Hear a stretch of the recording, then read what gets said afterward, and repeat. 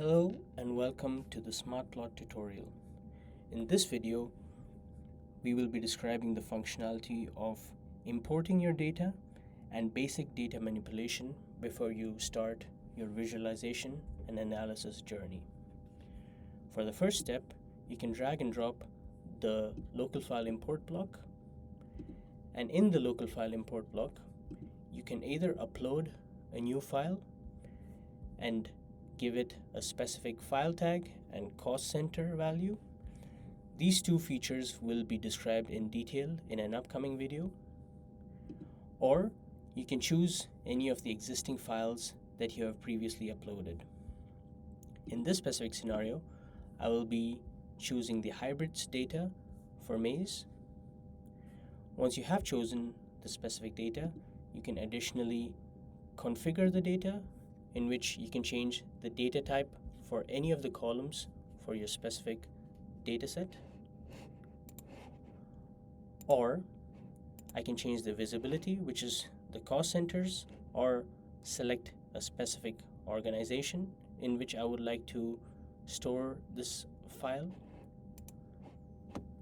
And of course, delete the file entirely. Now that you have uploaded your file, there are some basic manipulations that you can do to the data. One of the examples is the rename block. So once you drag and drop this rename column, you can attach a connection between the local file import and the rename column, which signifies the flow of data from one block to the next. And as the name suggests, in this block, you can rename the file to your specific liking for any of the columns. So if I would like to rename this specific column with capital ID values, that can be done. And once that is done, you can rename the columns. An additional change that you can do is you can change the orders of the block of the columns. You can filter the columns, and if you would like, even visualize the columns before you start your journey to begin with. That is done through the show table block. Once you do click on the show table block, as you can see, you can change the orders between these blocks. You can also change the visibility. So for example, if I do not care about the source and would not like for this column to be seen in further analysis down the pipeline, you can hide the source column directly over here or within this overall view section. You can also reset the order and show all of the columns that you've hidden previously. And an additional feature that can be done through the show table is a quick visualization of your entire data set. You can see the range of the data in a single column for all numerical columns.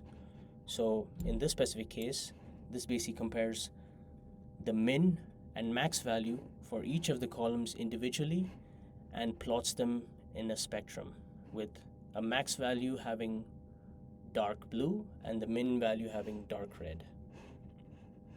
But if you would like to, instead of comparing each of the single columns by itself, if you would like to compare this specific point with relation to all of the numerical data points in the data set, you can choose whole table. And what that does is it basically takes the min and max value not just for a single column and compares within the column, but for all of the columns and all of the data points, and plots a color within that spectrum. And of course, the correlations selection, but for the correlation selection, is only valid for when you have data points between a range of -1 and 1, which is not applicable for this specific data set. And of course, if you would like to see the mean values of specific columns or a specific category of columns, you can do that as well.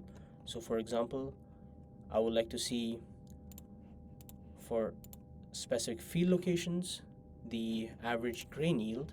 So if I select these two values, at the end you will basically see a mean aggregation for field location and grain yield. So for all of the similar field locations, it aggregates and shows you the mean value. This basically is a quick demonstration of the import and basic data manipulation functionality.